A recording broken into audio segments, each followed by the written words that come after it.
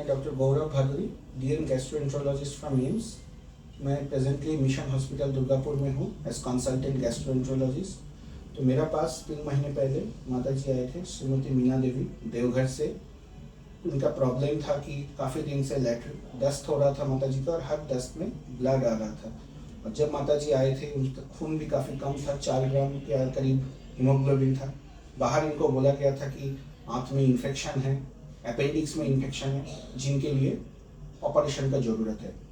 तो सबसे पहले मुझे जो इनका कॉम्प्लेन सुन के लगा कि इनका अपेंडिक्स तो कभी हो ही नहीं सकता है, क्योंकि अपेंडिक्स में जब अपेंडिसाइटिस होता है, जिनको अपेंडिक्स में इन्फेक्शन को अपेंडिसाइटिस बोलता है, इसमें कभी खूनी लैट्रिन होने का कोई संभावना कभी होता ही नहीं है। बाकी दूसरा चीज़ है कि आइदर ये इन्फेक्शन है, नहीं तो एक जो बीमारी होता है अल्सरेटिव कोलाइटिस बोल के, या इन्फ्लेमेटरी, जो लड़का था उनको एक्सप्लेन किया ये हो सकता है, इनको आईसीयू में एडमिट किया, फिर दूरबीन का जांच करके बीमारी पकड़ा गया और इलाज शुरू हुआ है। मैं अभी उनको थोड़ा रिक्वेस्ट करूंगा कुछ इलाज का बारे में बोलने के लिए, जो यहाँ पे मिशन हॉस्पिटल में मेरा पास हुआ है, जो आपका देवघर में हुआ है। देवघर में जब मैंने इलाज शुरू कराया तो वहाँ पर इम्प्रूवमेंट नहीं देखने को मिला।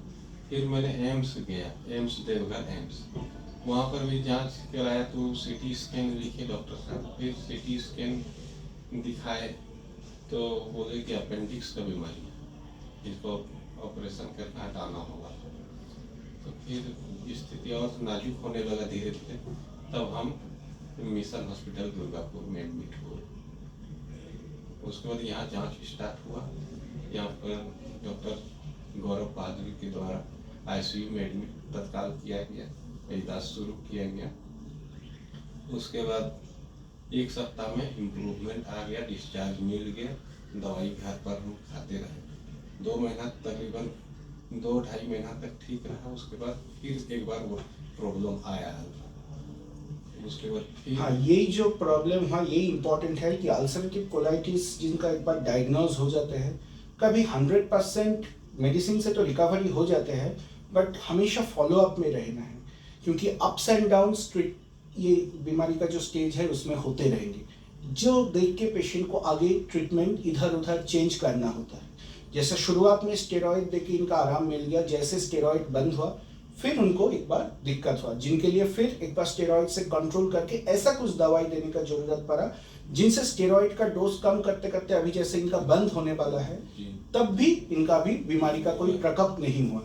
यही सबसे इम्पोर्टेंट है कि अल्सरेटिव कोलाइटिस में अब तुरंत गैस्ट्रोएंट्रोलॉजिस्ट के पास जाइए, जिनका एक्सपीरियंस है ट्रीटमेंट करने का, और हमेशा फॉलोअप में रहना है, क्योंकि लंबे टाइम से स्टेरॉइड भी चलेंगे तो जो मरीजों का प्रॉब्लम होता है कि मुंह में सूजन आना या शरीर में दूसरे इन्फेक्शन होना, हड्डी कमजोरी होना, ये सब हो सकता है।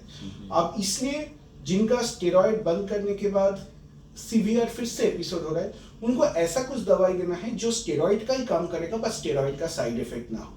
बट इसके बावजूद भी अल्सरेटिव कोलाइटिस का पेशेंट्स को हमेशा फॉलोअप में रहना है, क्योंकि कभी भी बीमारी अप डाउन होगा तो अकॉर्डिंगली मेडिसिन को चेंज करना होता है। तो मैं आपको लास्ट में एक ही सवाल पूछूंगा कि आप ट्रीटमेंट से बिल्कुल सेटिस्फाइड है कि नहीं, और आगे भी आप आसपास के लोग को भी बताओगे कि कोई ऐसा कोई खूनी लैट्रिन जिनका भी हो रहा है, तुरंत गैस्ट्रोएंट्रोलॉजिस्ट के पास जाना है। बाकी इधर उधर एंटीबायोटिक खा के टाइम वेस्ट करना ये कोई सही तरीका नहीं है, क्योंकि आगे ये अल्सरेटिव कोलाइटिस अनकंट्रोल चलते रहेगा तो 2-3 साल में आगे आंत में कैंसर का भी दिक्कत हो सकता है, या अल्सरेटिव कोलाइटिस में कितना दिन खूनी लैट्रिन होते रहेगा तो दूसरा इन्फेक्शन पकड़ लेते हैं, जिनके पास आंत में काफ़ी ज़्यादा सूजन आना, आंत में छेद होने का, ये सब का संभावना रहते हैं।